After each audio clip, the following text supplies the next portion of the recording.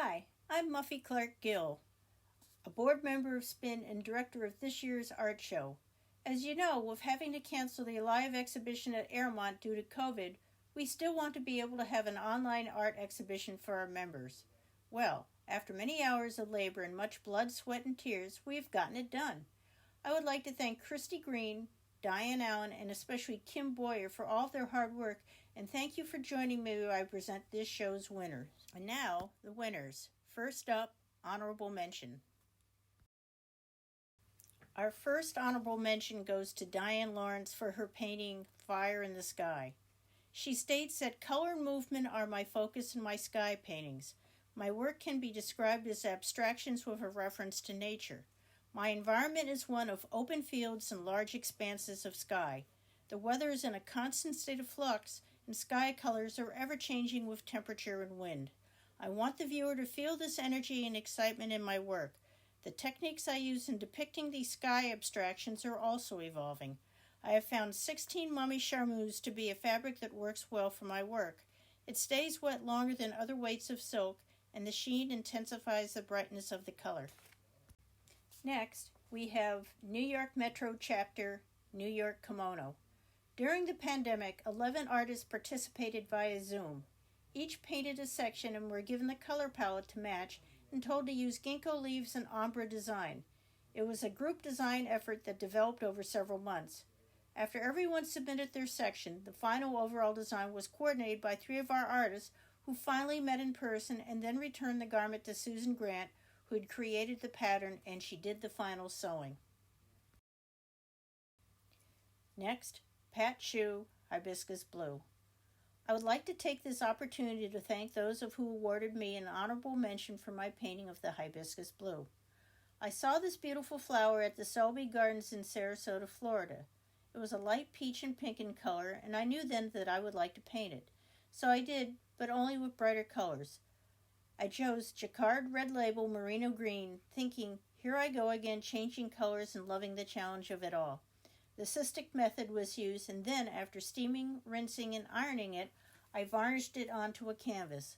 I am new to this medium of applying inks onto different silks and feel it has increased my creative spontaneity and awareness of bringing color to life in my art. Barbara Pease, Ginkgo No. 3. She states, silk is such an exciting and seductive medium. I was a watercolorist until I touched dye to fabric 11 years ago and have been hooked ever since. Lately, I've been playing with a technique using Resistad to create printed texture. These are only a few of my experiments. Second place for 3D. Susan Cunnigham and her entry, It's Beautiful to Be Back. She states, I was inspired to create and enter this little shoulder bag, hoping we would all be together surrounded by our art community after a long absence. The bee design is machine embroidered on Thai silk, then hand painted using green label jacquard dyes. Swarovski crystal is hot fixed. The lining is a hand painted silk broadcloth constructed with purse findings. This purse would be sure to be the topic of conversation at any garden party. Festival 2021 would have been my third. As a new silk painter, I attended 2016, then again 2018. I was asked to join our executive board as membership chair and thoroughly enjoy being a member of this organization. My journey continues, and I look forward to my skills improving with each new project. We use silk jacquard with crepe de chine trim using French dyes both Tinfix and DuPont. Luminaire was used to enhance the leaves, and some acrylic paints were used with the branches and leaf stencils. Second place, 2D. Christy Greene, A Finch's Feast. What had inspired my A Finch's Feast triptych was the previous painting I had just completed in December 2020, Seasoned Sunflowers. I've always loved how sunflowers end their life, even though they are dying. They do it with beauty and grace, plus some drama as well. They are continuously giving of themselves, seeds, protection, and beauty in their textures, shapes, and color. Seasoned Sunflowers is a solemn piece.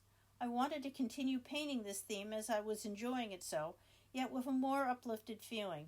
So I completed the next painting, which was the middle of the triptych. I was having so much fun and really getting into my exploration. I decided to continue on with another painting, deciding to add the goldfinches as they brought the continuum of life as the flowers are dying. Plus, I love finches. So I lined up the pieces to have them show together, then also went on to paint the third. This would be the other side of the original piece in the triptych. It was a bit tricky to get them lined up and also line up with the background variation. I decided not to stress about it, realizing that nature is ever-changing. This includes the sky, so if it was off a bit, that's okay. I was completely immersed in this creation. It was my winter of 2021 adventure. I hope you enjoy. I use the cystic sizing technique with red label dyes and salt. First place, 3D. Helene Vermilion, Coral Sea Mask. Helene Vermilion works both in clay and silk dye painting. Born and growing up in Japan, the Japanese culture taught her that there is spirit in all living and non-living things due to the influences of Shinto, a non-religious belief system. Together with this idea, the masks of the traditional Japanese no drama, which hauntingly project the spirit of a character being portrayed, led her to be interested in creating spirit masks. Her love of working with wet clay led her to create generic clay masks, which she fires to harden, and then glues painted silk to the surface. Painted silks add color and movement to the clay base, which are then further embellished with more painted silk and three-dimensional design, various threads, felted wool, and other items. First place, 2D. Yvette Allerdings, Solstice. During a stressful period due to the COVID pandemic, painting the blooming tulip brought me solace and gave me hope. Best in Show. Margaret Agner, In It Together Owl. The hanging, In It Together Owl, was inspired when I was invited to be a featured artist at the Piedmont Craftsman Ink Gallery in Winston-Salem, North Carolina. It was a thrill to plan new works and put the exhibit together. One always has renewed energy when a challenge like that comes along.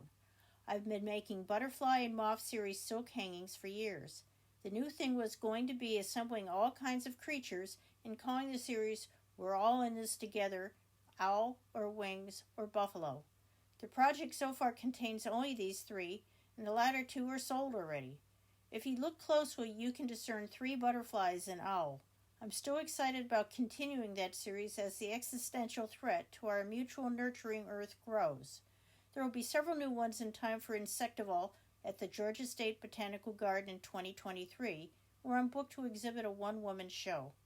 I believe painted silk should remain like fabric, free to move, so I make a lot of scarves, garments, and these big wall hangings.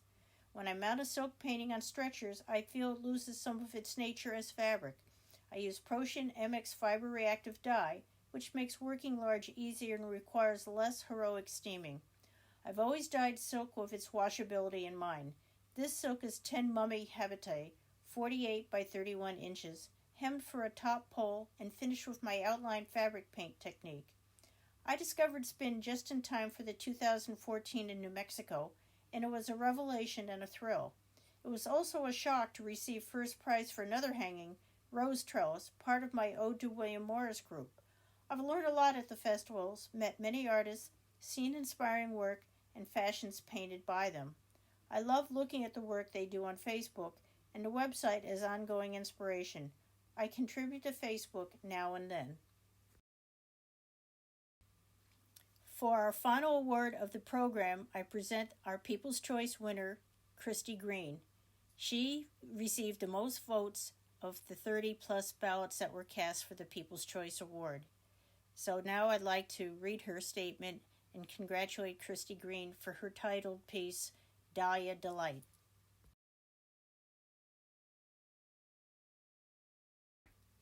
Christy Greene, Dahlia Delight. The dahlia flower symbolizes the bond between two people that will last forever. This painting is a part of a collection I am working on to present to galleries. It will help complete a series of 15 works. More to come as I progress. I have 8 completed thus far. I was searching for my next floral to paint. It had to have a special meaning, and I wanted my canvas to be full of them and colorful and luscious. I was admiring dahlias in a gardening magazine and started collecting photos. I felt they were gorgeous in a bunch.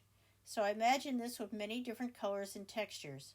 I drew a simple outline of my flowers on my habitized silk, then used magic sizing. Thank you, Karen Sistek, and Jacquard red label dyes. I used Sistek techniques. I had been procrastinating on painting a very intense, detailed, and time-consuming piece, as I never seemed to find the right time to dedicate and fully embrace the process needed to paint this. One day, I realized that that day would never come, so I stretched my silk and set it all up on my kitchen table and went to work. No time like the present, I said. Well, 2 months later, and a move to painting it in my bedroom, since I wanted my kitchen back, I completed it. I can't say how many times I was told myself it was complete, but then I would stop for a few days and absorb it, and could find a detail that was needed. There were times when I thought, I can't paint this anymore. I just want it to be done. But then I couldn't let it go. It was like an addiction. This was my life for those 2 months when I could fit it in. It was my special time alone with my creation. We, the painting and myself, also formed a lasting relationship, which is the meaning of the Dahlias. How appropriate, I thought. Thank you for joining me for this online award show. I hope you enjoyed it. I want to thank our members who voted in the People's Choice exhibition, and along with my fellow judges Nick DeFord at Airmont and Janine Mason of the Lighthouse Arts Center in Tequesta, Florida, for helping me judge a very difficult competition. A tip of the hat to Christy, Greene, and Kim Boyer, who were of great help in putting together this online exhibition. We look forward to seeing you in person at Airmont in September 2022. If you're not a member of SPIN, why not join today? We offer many benefits, including a large how-to library. Thanks again, and we'll see you in 2022.